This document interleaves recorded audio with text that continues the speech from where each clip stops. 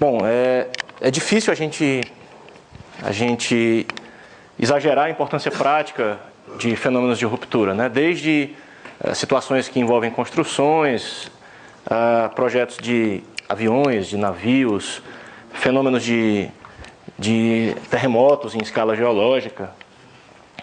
Mas, normalmente, quando a gente pensa nos grandes problemas da física, a gente pensa em problemas que envolvem mecânica quântica, teoria de campos, partículas elementares e, sei lá, astrofísica. Esses são vistos como os grandes problemas na física hoje em dia. Entretanto, existem dois assuntos relacionados tradicionalmente à física clássica que ainda tem muitas questões em aberto e que a gente tem que tentar responder.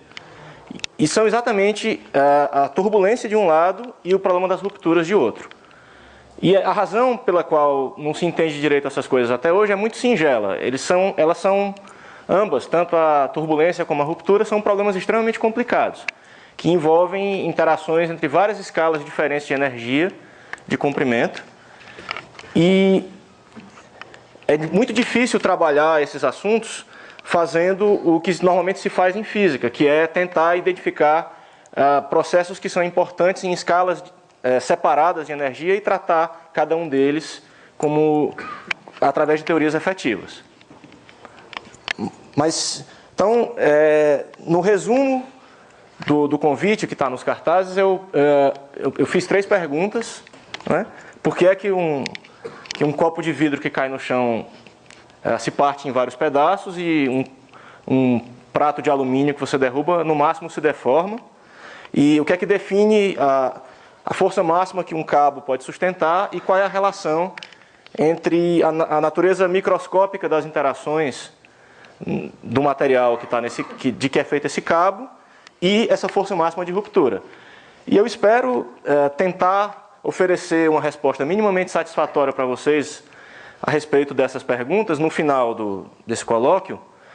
E para isso eu vou usar uma abordagem que é seguir o paradigma do método científico. A gente vai começar com alguns fatos experimentais básicos e vai tentar construir um modelo que explique esses fatos e vai sempre voltar aos experimentos para checar a consistência e pôr esse modelo que a gente está construindo à prova. Então, talvez a primeira tentativa sistemática de estudar fenômenos de ruptura é devida a Leonardo da Vinci, cerca de 500 anos atrás. Num dos cadernos de notas dele, a gente vai encontrar registros sobre experimentos que ele fez para testar a resistência de fios de ferro. E o que é que ele fazia? Ele tinha aqui um cabo de ferro, um fio de ferro que ele pendurava no teto. Na ponta desse fio ele colocava uma cesta. Do lado aqui você tinha um recipiente com areia e um pequeno furo que derramava areia lentamente aqui em cima dessa cesta, portanto aumentando a força que esse fio tinha que sustentar. No instante em que o peso da cesta era suficiente para romper o fio, tinha um arranjo lá para que esse furo se fechasse, de maneira a dar uma estimativa precisa do peso que tinha sido necessário para romper esse cabo. O principal resultado que ele extraiu desses ensaios aí foi que, em média, fios mais curtos quebravam na presença de um peso maior do que fios mais longos. Cerca de 100 anos depois, Galileu, no seu discurso sobre duas novas ciências, publicou um estudo relativo à resistência dos materiais, a força máxima que os materiais eram capazes de sustentar. Nesse livro, a parte mais conhecida são os estudos de movimento de Galileu, mas ele também tratou de questões como, por exemplo, qual é a força, como é que se relaciona a força necessária para romper uma barra e a área da seção reta da barra. E ele concluiu que a resistência da barra, ou seja, a força que é necessária para quebrar a barra, é proporcional à área da seção reta. Além disso, ele percebeu que um corpo muito grande vai se partir em função do próprio peso, já que o volume desse corpo, o peso desse corpo é proporcional ao volume e a resistência é proporcional à área de superfície, e mantidas as proporções, o volume cresce mais rapidamente do que a área da seção reta. Então a gente vai usar esses experimentos como base para construir um modelo. E a gente vai se valer de um conhecimento que não estava ao alcance nem de Leonardo da Vinci, nem de Galileu, que é de que a matéria é feita de átomos. Então, a ruptura de um material tem que, em última análise, se reduzir à ruptura de ligações entre os átomos que compõem esse material. Para isso, para estudar a ruptura entre essas ligações, a gente tem que levar em conta que as forças entre esses átomos são dadas por uma determinada forma, elas são de natureza eletromagnética. A gente não precisa levar isso em consideração agora, mas o importante é que a gente tem que descrever essas forças através de potenciais de interação. E agora,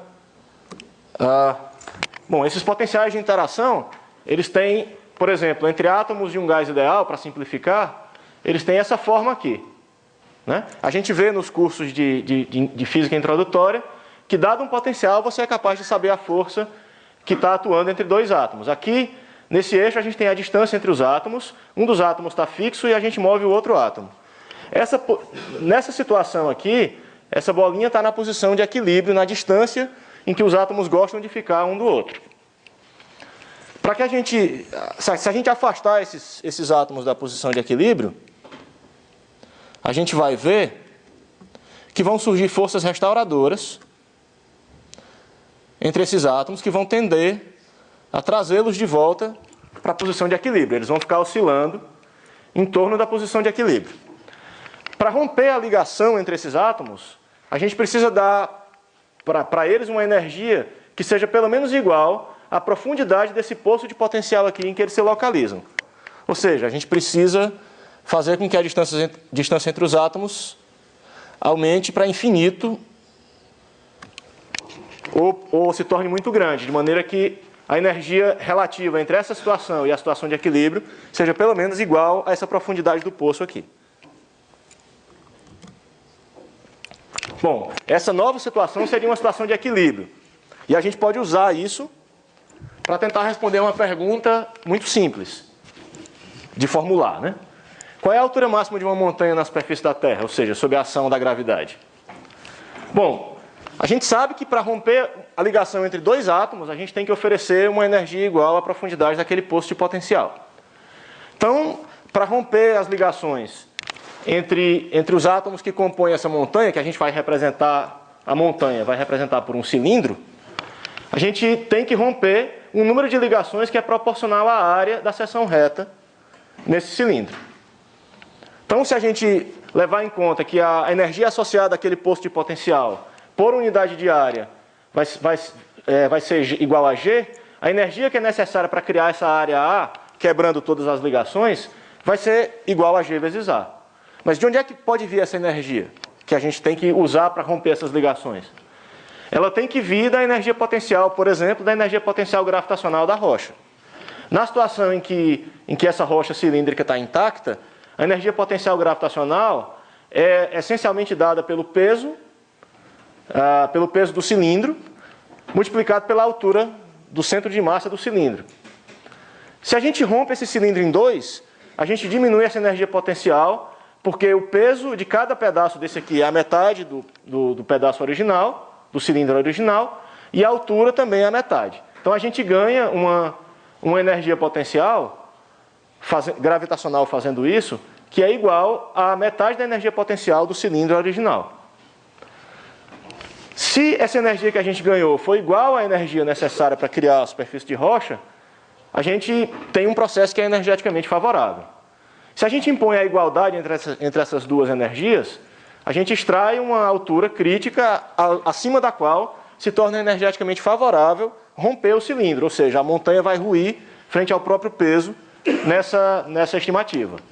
Se a gente gruda aqui nessa equação valores, estimativas razoáveis para essa energia por unidade de área e para a densidade da rocha, a gente chega à conclusão que uma montanha não pode ser mais alta do que 5 centímetros.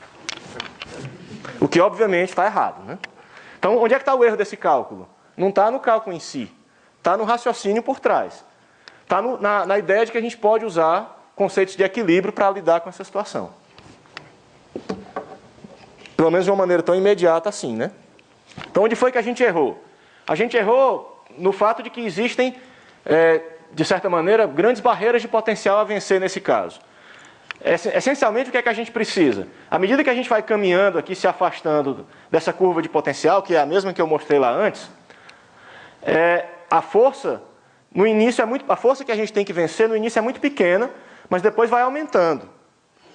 E, essencialmente, a gente tem que aplicar para romper essa ligação uma força que seja pelo menos igual à força sentida pelos átomos quando eles estão a distância que equivale ao ponto em que a inclinação dessa curva de potencial é a maior possível. Bom, a gente pode, de certa maneira, matar dois coelhos com um só golpe se a gente tentar formular não só uma teoria para explicar a ruptura, mas uma teoria que relacione pequenas deformações que a gente é capaz de fazer num sólido com a força que é necessária para fazer isso. Para isso a gente vai usar uma aproximação que se chama aproximação harmônica, que é simplesmente baseada no fato de que se você não se afasta muito do fundo desse poço de potencial aqui, você pode sempre representar o potencial real, que é esse potencial em azul, por um potencial do tipo parabólico. Um potencial do tipo 1/2 de K vezes a deformação ao quadrado. Como a gente vê também nos cursos de física introdutória, esse tipo de potencial está associado a uma mola, e a constante dessa mola é K. E K, nesse caso aqui, de alguma maneira dá conta de parâmetros microscópicos como a largura desse potencial aqui. Então, a gente vai substituir o sólido real por um modelinho em que os átomos estão todos ligados com seus primeiros vizinhos por molas que são todas iguais, têm todas constantes de mola iguais a K. Então vamos tentar ver que força eu tenho que aplicar num sólido, num cristal, que eu estou descrevendo dessa maneira, num cristal que tem a altura L0, que força eu tenho que aplicar para produzir um incremento na altura que seja igual a ΔL. Então, indo um passo adiante nessa aproximação, o que é que a gente vai fazer? A gente vai supor que o cristal pode ser aproximado por uma coleção de Na linhas com N molas cada. Essas Na linhas correspondem ao número de átomos que a gente tem numa seção reta horizontal aqui do cristal. E as N molas correspondem aos N átomos que a gente tem aqui ao longo da altura. E a gente vai desprezar o efeito das molas que ligam horizontalmente um átomo ao outro, porque a gente imagina que as deformações que vão ser sentidas no plano horizontal são muito menores do que aquelas que a gente vai ver no plano vertical, no eixo vertical. Então, vamos ver como é que uma linha de N molas vai se deformar. Bom, para uma única mola, se eu aplico uma força F pequeno, eu vou produzir uma deformação ΔX relacionada com F pequeno pelo produto da constante de mola vezes ΔX. Se eu tiver N molas em série, a deformação, para produzir uma deformação global ΔL, a deformação de cada mola tem que ser ΔX igual a ΔL dividido por N. N é o número de molas no total que eu vou ter. De maneira que a soma dessas ΔX deformações sobre as N molas seja igual à deformação total. Isso significa que eu tenho que aplicar uma força F pequeno, que é diretamente proporcional à variação de altura que eu quero produzir na linha e inversamente proporcional ao N. Mas acontece que eu quero aplicar essa força não sobre N linhas, mas sobre NA linhas. Então eu tenho que aplicar NA vezes a força que eu teria que aplicar em cada uma dessas linhas. Então a força total F grande vai ser F pequeno multiplicado por NA, e isso aqui vai ser proporcional à razão entre NA e N, e diretamente proporcional à deformação ΔL que eu estou experimentando. Mas acontece que NA é proporcional à área de seção reta do cristal, e N é proporcional à altura do cristal. De maneira que eu posso rearranjar os termos aqui e escrever que F sobre A vai ser igual a uma certa constante multiplicada pela razão entre ΔL e L0. Isso aqui é a deformação relativa que eu estou produzindo no cristal. Bom, agora a gente vai ver que produzir uma deformação relativa ΔL sobre L0 no cristal inteiro quer dizer produzir uma deformação relativa também igual a isso aqui em cada uma das molas que compõem o cristal. Então, se eu chegar na extensão tal que eu ultrapasse a força máxima, que liga dois átomos entre si, eu vou produzir a ruptura do material. Então, o que é que essa equação está dizendo aqui? Essa equação está dizendo que, uma vez que isso aqui é fixo pela deformação necessária para romper o material, a força necessária para romper um cristal que tem área de seção reta A é proporcional à seção reta, à área de seção reta. E isso é justamente um dos resultados de Galileu. E, além do mais, essa relação aqui mostra para a gente que as grandezas importantes, se eu quero fazer uma descrição que independa das dimensões geométricas do cristal, são a razão de F sobre A, que a gente chama de tensão, e a deformação relativa, que eu vou chamar de epsilon, que é ΔL sobre L0 aqui. E essa constante que aparece aqui, K vezes X0, é uma constante que é conhecida aí na literatura como módulo de Young. Bom, agora a gente tem condições de fazer estimativas de ruptura, de tensão de ruptura para materiais quaisquer. Se a gente supõe, por exemplo, que a ruptura vai acontecer quando a deformação relativa for de 20%, ou seja, quando os átomos tiverem se afastado 20% da posição de equilíbrio, a previsão para a tensão de ruptura é simplesmente dada por 1/5 do módulo de Young. Aí a gente pega 3 materiais aqui, ferro, silício e vidro, e calcula o módulo, procura na literatura o módulo de Young desses materiais, divide por 5 e tem a nossa estimativa, a nossa previsão para a resistência à ruptura desse material. Bom, se a gente faz isso e compara com a resistência real, que é medida pelo pessoal experimental, a gente encontra um erro gigantesco, da ordem de 100, que varia entre 100 e 1000, alguma coisa desse tipo aí.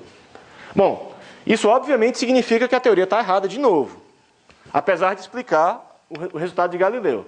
Um outro problema com essa teoria é que essa previsão que é feita aqui parte de um pressuposto que contradiz os experimentos do Leonardo da Vinci.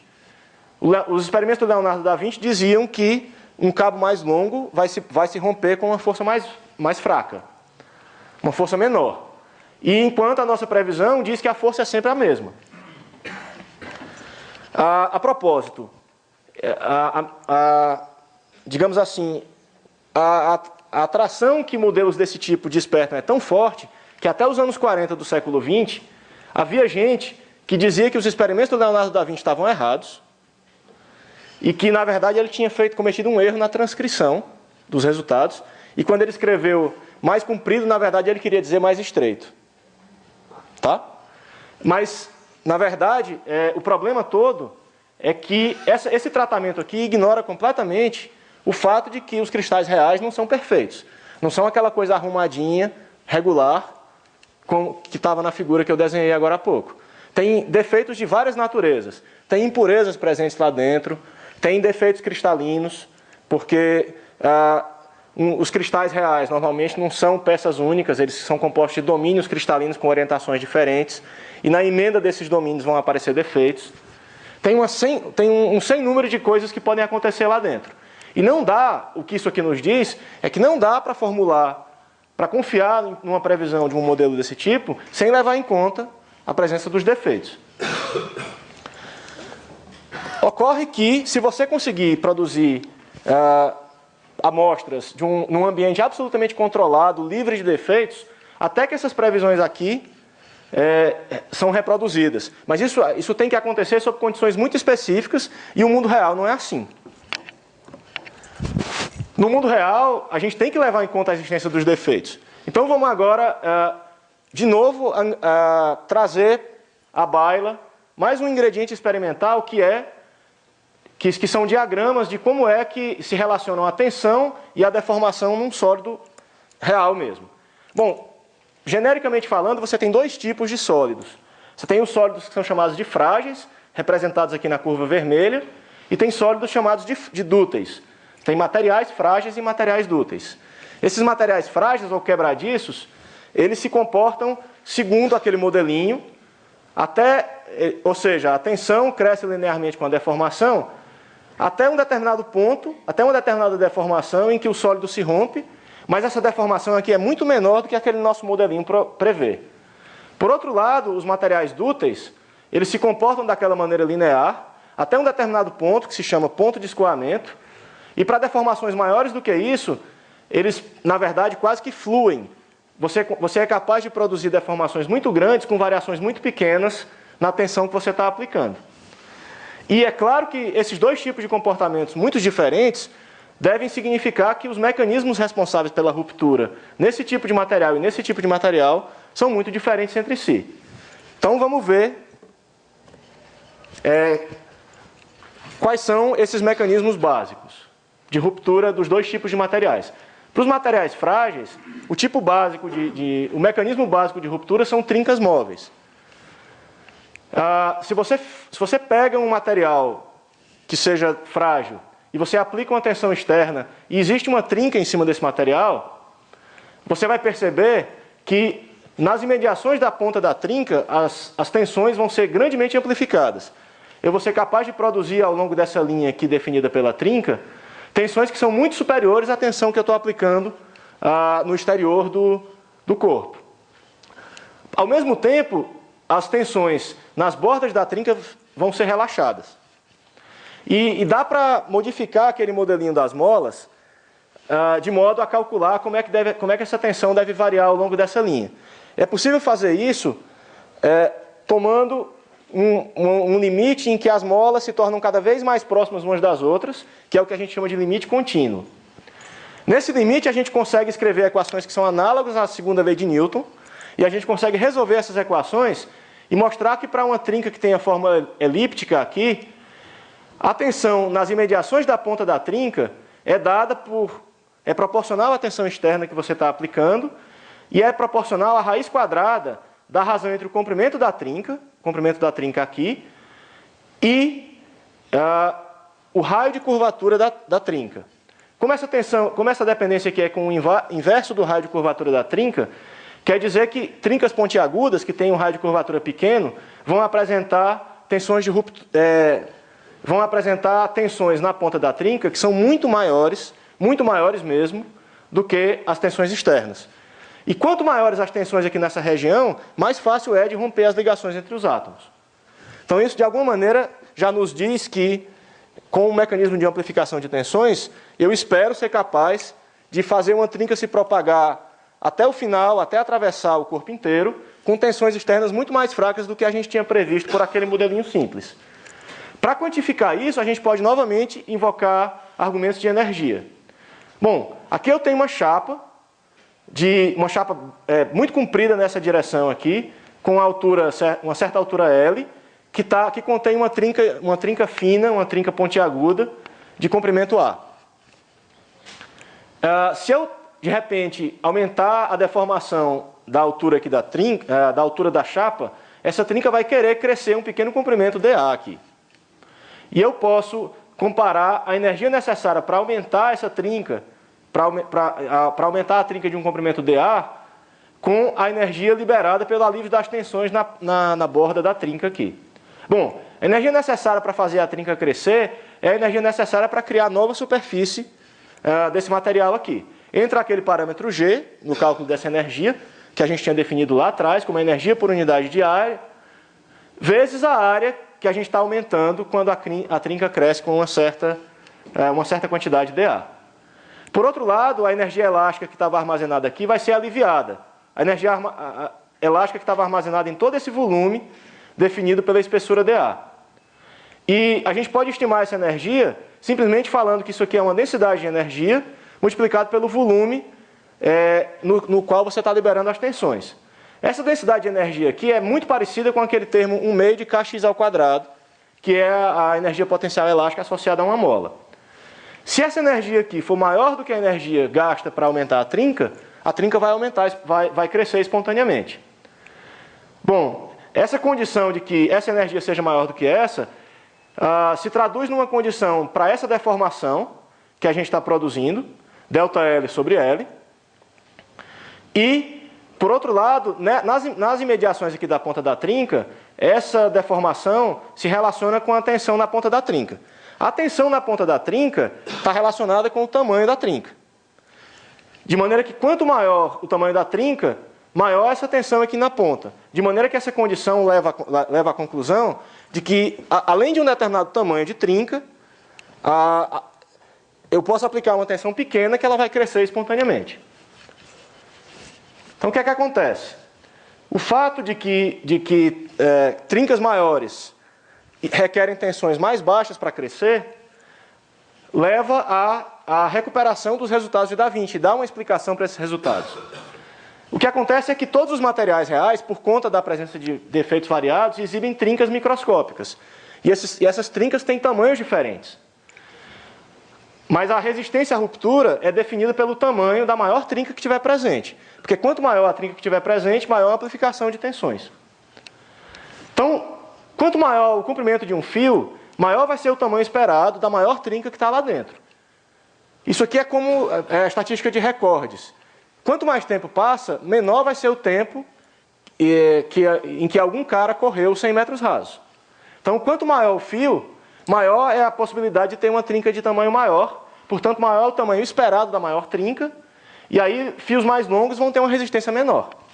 Isso explica os experimentos do Leonardo da Vinci. Acontece que a teoria que a gente fez, por enquanto, deu conta tanto dos experimentos do Galileu quanto dos experimentos do Da Vinci. Mas existem outros experimentos sobre os quais eu não vou falar muito detidamente, para os quais essa teoria dá previsões erradas. O principal problema está relacionado a dois fatores. Primeiro, a gente esqueceu, quando a gente fez aquela teoria, quando a gente calculou as tensões ao longo da ponta da trinca, a gente esqueceu a presença dos átomos. E se a gente olha muito de perto, não faz sentido falar de trincas cada vez mais pontiagudas. Definir raio de curvatura fica um negócio meio complicado nesse caso. Além disso, aquela sobra de energia que é usada depois que o tamanho crítico da trinca é alcançado, pode ser usado para gerar movimentos no interior do material, especialmente ondas sonoras. E essas ondas sonoras não podem ser descritas apropriadamente, a menos que você leve em conta o fato de que os átomos estão lá. Mas tem um outro ponto mais grave, que é o seguinte: a gente viu que nas vizinhanças da ponta da trinca as deformações vão ser muito grandes. Mas a hipótese que a gente fez de que os átomos interagem através de molas deixa de ser válida, deixa de ser uma hipótese razoável se as deformações são muito grandes, porque aí a gente cai fora da região em que os potenciais interatômicos são realmente descritos por molas, por um potencial do tipo mola. Então, para fazer uma descrição mais completa, a gente tem que recorrer a modelos bem mais complicados, que em geral envolvem simulações computacionais. E essas simulações são úteis para entender processos rápidos, porque simular coisas no computador impõe restrições fortes, tanto ao número de partículas que você pode simular, ao número de átomos que você pode simular, como aos tempos dos processos que você vai simular no computador. E existem questões que a gente não pode explicar através de simulações computacionais. Por exemplo, como é que a gente faz para atingir o tamanho crítico de uma trinca? A trinca não vai se propagar espontaneamente, a menos que ela tenha o tamanho crítico. Então tem que haver outros mecanismos responsáveis por fazer a trinca alcançar o tamanho crítico. Um desses mecanismos é a fadiga cíclica, a fadiga por carregamento cíclico. Simplesmente eu pegar o material aqui e aplicar uma tensão no material que oscila no tempo. A fadiga cíclica, na verdade, é familiar para a gente. Toda vez que a gente pega um clipe de papel e tenta quebrar esse clipe de papel puxando com uma tensão constante e não consegue, a gente sabe que pode fazer um movimento de vai e vem, ou seja, aplicar um carregamento cíclico, e isso vai facilitar a quebra do clipe. Uma outra situação em que esse tipo de carregamento cíclico está presente, se a gente pensar bem, é em aviões. Cada vez que um avião pousa ou decola, ele é submetido a cabine é submetida a pressurização e despressurização. Isso faz com que o material que está na borda sofra tensões que variam ciclicamente. Na verdade, já houve alguns acidentes aéreos. Verdade. Já houve acidentes aéreos provocados por carregamento cíclico. Isso aqui é uma imagem de um avião que tinha acabado de pousar no Havaí, um avião que fazia linhas corriqueiras entre cidades no Havaí, que uma parte da fuselagem do avião simplesmente voou em pleno voo. E o pessoal que foi fazer a análise do acidente descobriu que provavelmente isso aconteceu devido a uma trinca que estava lá dentro e que foi crescendo aos poucos, devido ao fato de que você carrega e descarrega toda vez que você pressuriza e despressuriza a cabine do avião. De toda maneira, os engenheiros, que são caras que têm mente prática, têm que tentar usar algumas leis empíricas para descrever como é que o crescimento da trinca se dá na presença de um carregamento cíclico desse tipo aqui. Uma das leis que eles usam é chamada lei de pares. Essa lei está descrita nesse gráfico aqui. Nesse eixo, no eixo vertical desse gráfico, está a taxa de crescimento do comprimento da trinca como função do tempo, com relação ao tempo, né? E no eixo horizontal aqui, está uma quantidade que é essencialmente dada pela raiz quadrada do comprimento da trinca. Então, a escala desse gráfico aqui não é linear, ela é logarítmica tanto no eixo horizontal quanto no eixo vertical. E essa curva aqui tem 3 regiões distintas. Essa primeira região aqui corresponde a uma situação em que você acabou de produzir uma trinca artificial numa chapa lá que você quer estudar. Você começou a provocar o carregamento cíclico. Aí tem uma região em que a trinca cresce rapidamente no início, depois ela muda para uma outra região aqui, e nessa região equivale a tal lei de pares, que diz que a taxa de crescimento da trinca, do comprimento da trinca, é proporcional a uma potência da raiz quadrada, uma potência m da raiz quadrada do comprimento da trinca. E a vantagem dessa expressão aqui, que vale em toda essa região, é que, como essa região aqui corresponde à maior parte da vida útil da trinca, é possível fazer uma estimativa, a partir dessa equação, de quantos ciclos de carregamento a trinca vai aguentar até atingir aquele valor crítico que a gente tinha calculado antes. Né? Nesse gráfico aqui, o expoente dessa lei é em torno de 3, mas cada material vai ter um expoente diferente. Finalmente, a terceira região que está descrita aqui é uma região em que o material já está no limiar daquele comprimento catastrófico. Depois daqui, a trinca vai começar a se propagar e ela vai começar a se propagar muito rápido. Na verdade, as velocidades da trinca nesse regime aqui pode chegar a 1000 metros por segundo. Realmente velocidades assombrosas. Então, o que interessa para todos os efeitos é essa região aqui. A tarefa dos físicos é tentar dar uma explicação para essas leis empíricas. Então, já houve algumas tentativas de explicação para essa lei de pares, por exemplo, e numa dessas tentativas de explicação eu estou envolvido em colaboração com José Soares Andrade, da Universidade Federal do Ceará, e Hans Hermann, do ETH. E a nossa ideia é a seguinte: a gente está olhando para um processo que é lento demais para a gente poder tratar por simulações computacionais. Então, a gente tem que procurar um tratamento alternativo. O que a gente faz é definir o que se chama de um grão grosso. Qual é a ideia por trás desse grão grosso? É que a gente vai dividir o sistema em pequenos volumes que a gente imagina que sejam representativos do que está acontecendo microscopicamente lá dentro.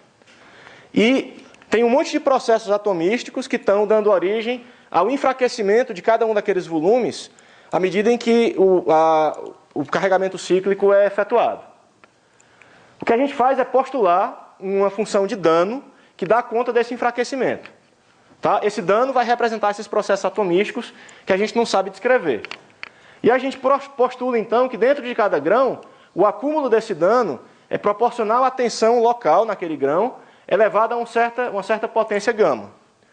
E o que a gente consegue mostrar com esse modelo é que as trincas vão crescer nesse modelo com formas, com características que reproduzem aquela lei de pares, com expoentes que dependem do expoente gama, que a gente postula para a acumulação do dano, e a gente conseguiu também relacionar esse expoente gama com o expoente da lei de pares.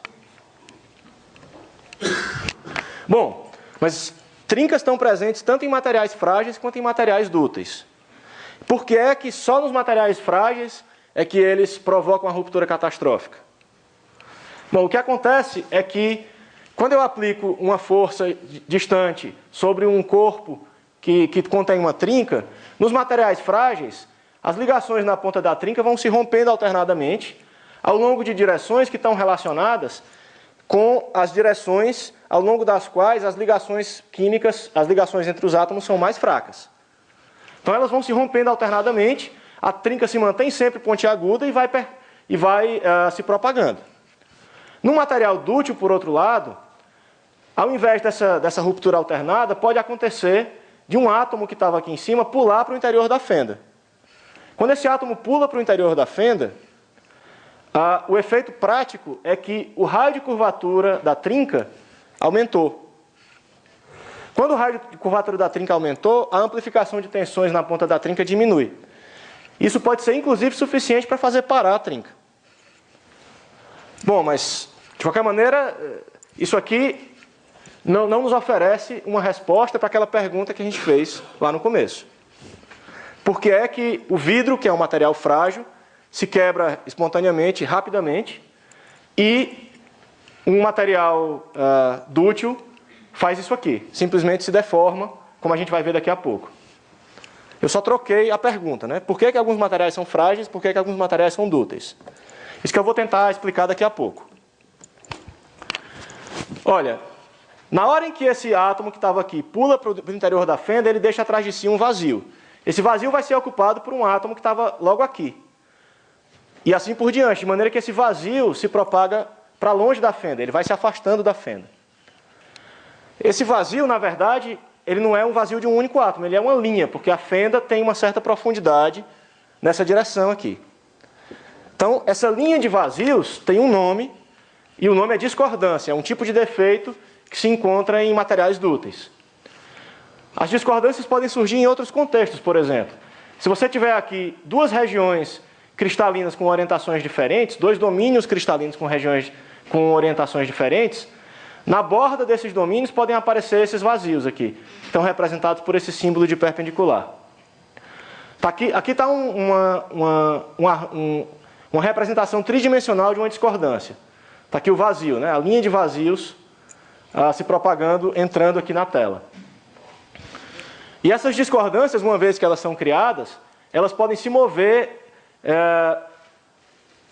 impulsionadas por tensões que se chamam tensões de cisalhamento. Elas aparecem num sólido, por exemplo, quando a parte de cima do sólido está sendo empurrada para a esquerda e a parte de baixo para a direita. Mesmo num sólido que está sendo submetido a tensões normais, existem planos dentro do sólido que vão efetivamente estar sujeitos a tensões do tipo cisalhamento. Se a gente olhar aqui para as projeções dessas forças ao longo desses planos aqui, desses planos diagonais aqui em verde, a gente vai ver que essa força tem uma componente para cá e essa força tem uma componente para cá. Efetivamente, os átomos que estão aqui nesse plano vão sentir tensões desse tipo, tensões de cisalhamento. É exatamente ao longo de planos desse tipo que as discordâncias gostam de se mover, porque esses são os planos associados às direções em que as ligações entre os átomos são mais fracas. Então, como é que uma discordância começa a se mover? Depois que a discordância é formada, está aqui em azul, o vazio que está embaixo dela vai ser empurrado paulatinamente, porque quebrar uma linha de ligações é mais fácil do que quebrar um plano de ligações, então isso é energeticamente favorável, e essa linha vai ser empurrada paulatinamente até a borda do material. Chegando na borda do material, isso vai produzir uma deformação microscópica. À medida que mais e mais discordâncias vão sendo produzidas e vão sendo empurradas para a borda do material, vão sendo empurradas para a borda do material, essas deformações microscópicas vão se transformando em deformações macroscópicas. Então, esse tipo de deformação é que é responsável pela ruptura da maioria dos materiais dúteis. Se você aplica uma tensão desse tipo aqui no material, desse tipo aqui,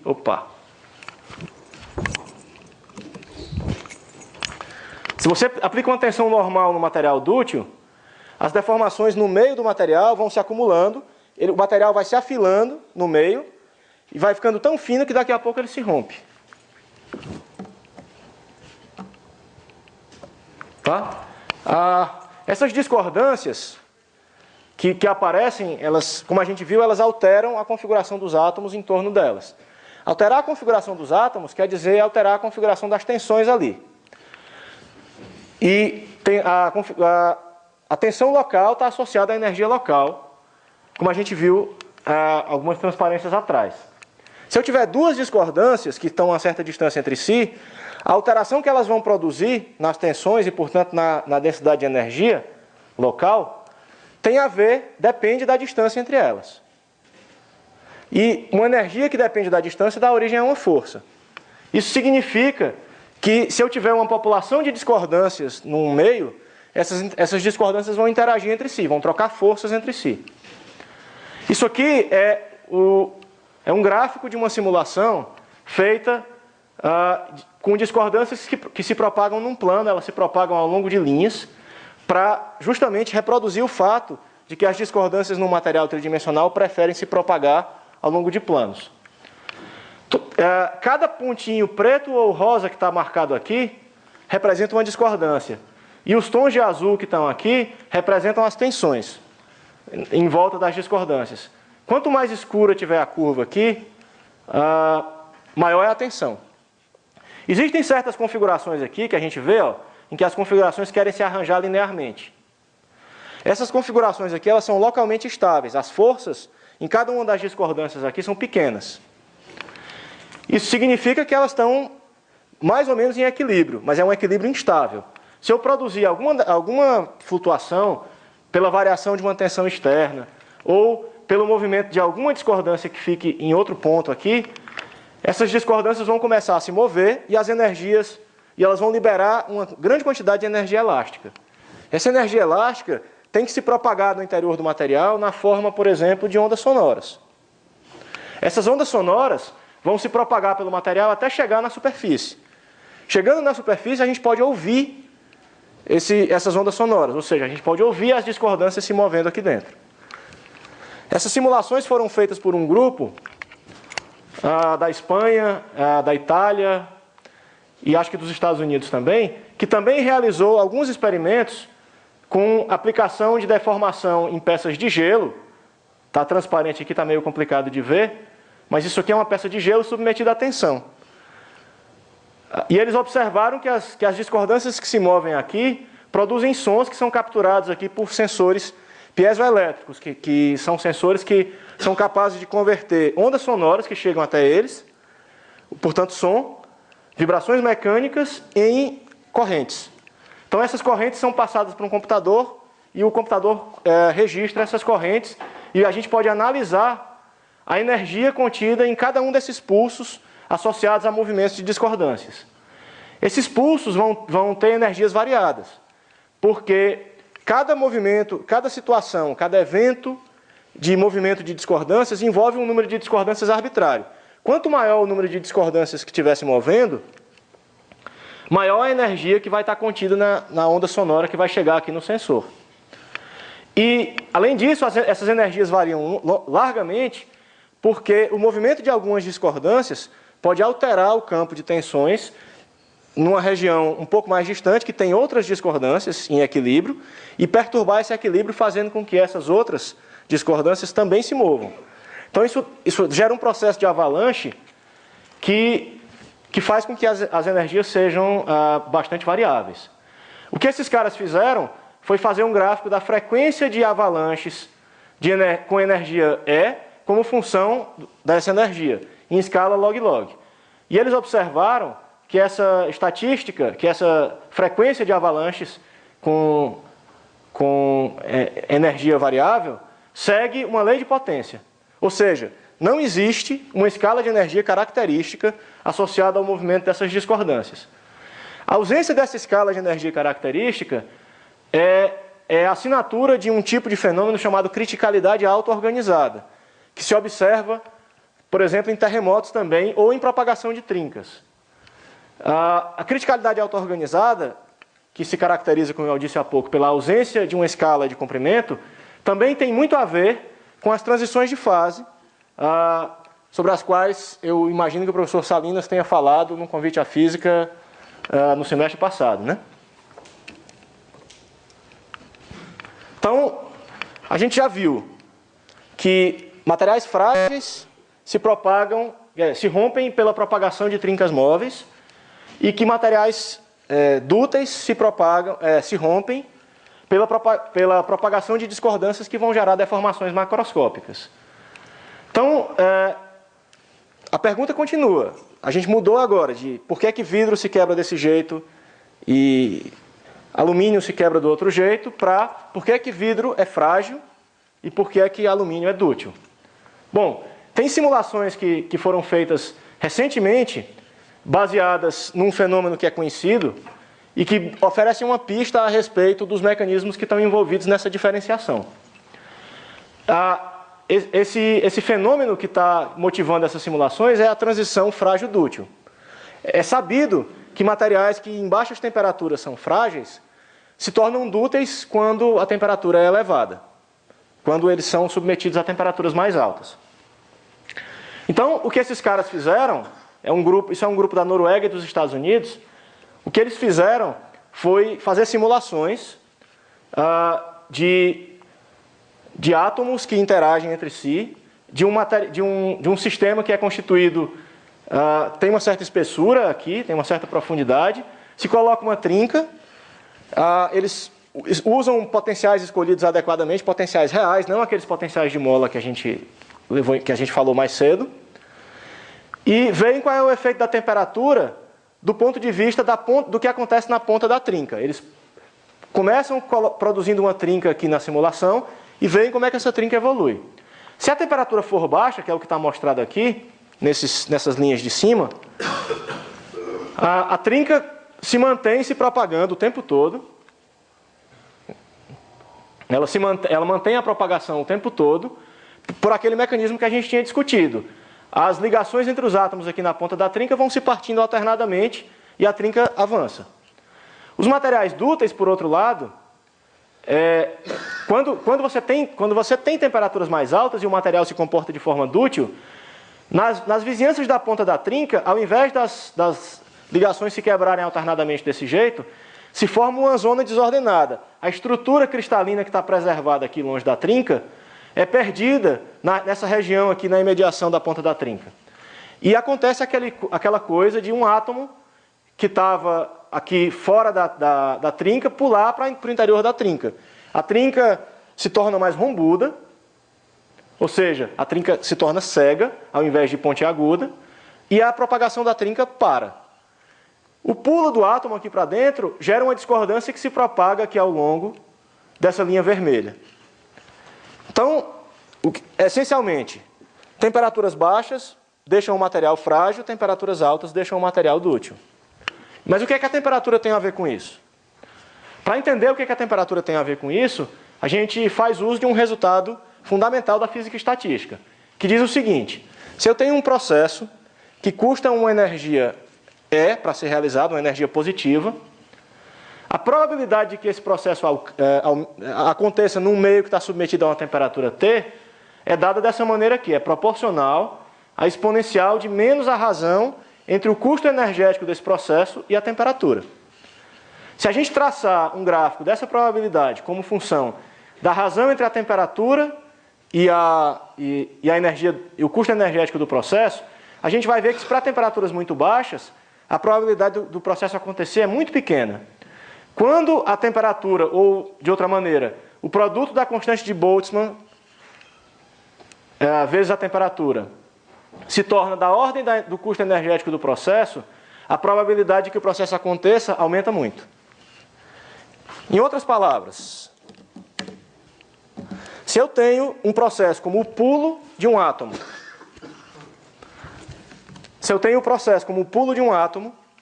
para o interior de uma fenda, que custa uma certa energia,